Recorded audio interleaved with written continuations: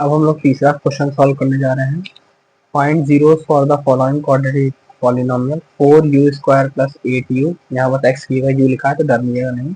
And verify relationship between zeros and coefficient. वही same question जैसे पहले कर रहे थे। तो find zeros of for the following quadratic polynomial.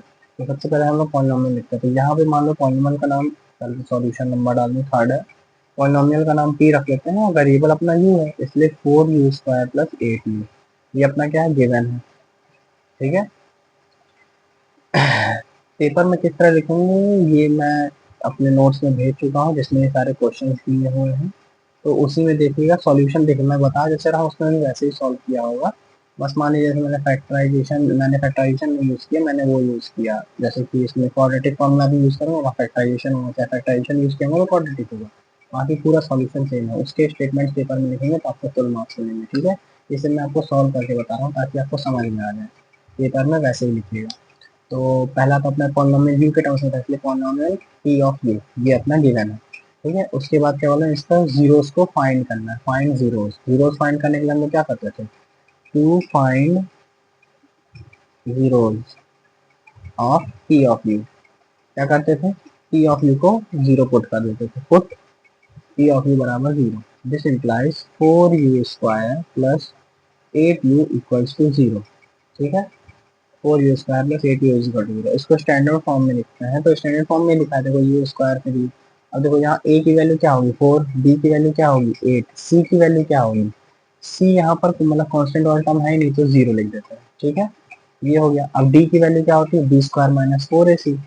ठीक है। b² कितना होगा अपना 8 का स्क्वायर, 4 a हो जाएगा अपना 4 और c अपना कितना 0। 8 का स्क्वायर 64 हो गया सीधे सीधे। ठीक है। ये क्या हो गया 64। ठीक है। तो हम लोग क्वांटिटी फॉर्मूला लगाएंगे। तो मान लो इसके दो रूट्स थे, एक अल्फा एक बीटा। तो अल्फा अपना किसके बराबर होगा, minus B plus under root D upon 2a। और बीटा अपने किसके बराबर, minus B minus under root D upon 2a। ठीक है। तो अल्फा किसके बराबर, माइनस बी माइनस का 8 plus root D. Root D कितना होगा, रूट 64 अपॉन 2 इंटू 8 2 इंटू 4। और बीटा किसके बराबर होगा, minus 8 minus root 64 upon 2 into 4। अब रूट 64 कितना होता है, 8 होता है। ठीक है। तो अल्फा किसके बराबर, माइनस 8 प्लस 8 अपॉन 2 फोर जा 8। और बीटा किसके बराबर होगा, माइनस 8 अपॉन 8। ठीक है। तो ये तो अपना जीरो हो गया, अल्फा बराबर जीरो, माइनस 8 प्लस 8 बराबर जीरो।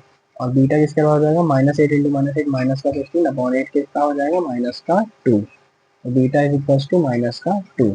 तो हम लोग को सबसे पहले जो जीरोस फाइंड करके आ गए, तो जीरोस क्या होंगे, alpha is equal to zero, beta is equal to minus 2। अब देखो सम ऑफ रूट्स क्या है, अल्फा प्लस बीटा कितना हो जाएगा, माइनस का 2। और अल्फा इंटू बीटा क्या हो जाएगा, जीरो, क्योंकि अल्फा जीरो है। तो ये तुम्हें अब याद रखना है। अब यही देखो, alpha plus beta minus b upon a कितना है, माइनस बी अपॉन ए अपना कितना है, माइनस का बी यानी कि माइनस का 8 और ए कितना है 4। तो माइनस का बी अपॉन ए कितना होगा, माइनस का 8 अपॉन 4। ये किसके बराबर आएगा, माइनस का 2, जो कि सम ऑफ रूट्स के बराबर है। हाँ तो बिल्कुल सही है। और सी अपॉन ए कितना है अपना जीरो, क्योंकि सी अपना जीरो है, सी जीरो। तो हाँ प्रोडक्ट ऑफ रूट्स भी जीरो है, तो ये भी वेरीफाई हो गया। अब इसी चीज को जैसे नोट्स में लिखा है वैसे ही लिखना, बस मैंने समझा दिया कैसे होगा। ठीक है।